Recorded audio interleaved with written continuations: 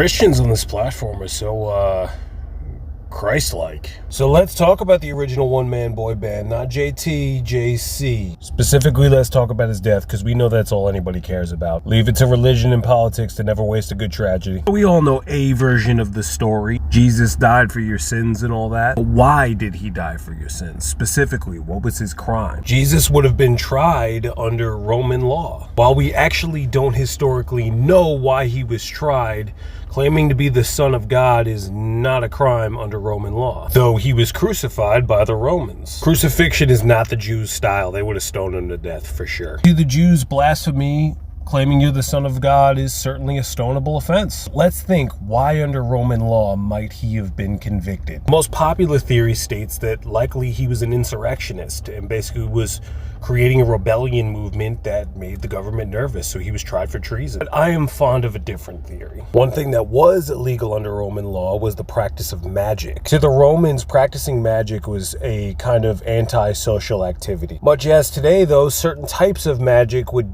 definitely get the attention of the authorities.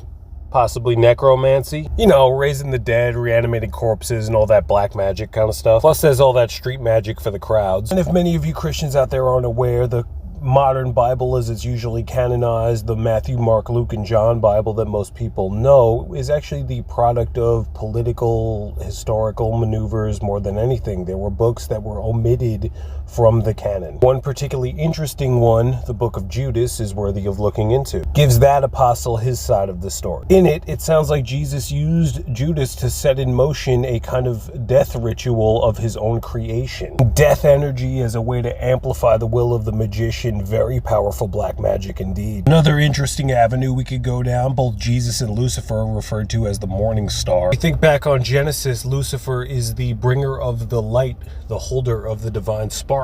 Imagine a torch bearer lighting another torch with his torch. It is said that Lucifer was cast down and fallen from the heavens. Now, if you're willing to take some leaps with me for some unverified personal gnosis, if I were Mary and I had gotten pregnant by a supernatural being, don't you think it makes more sense to utilize the divine spark that's cast down here with the rest of us? To me, it sounds a little bit like Mary was a witch, possibly a black magic witch, and she did a demonic sex ritual. Food for thought.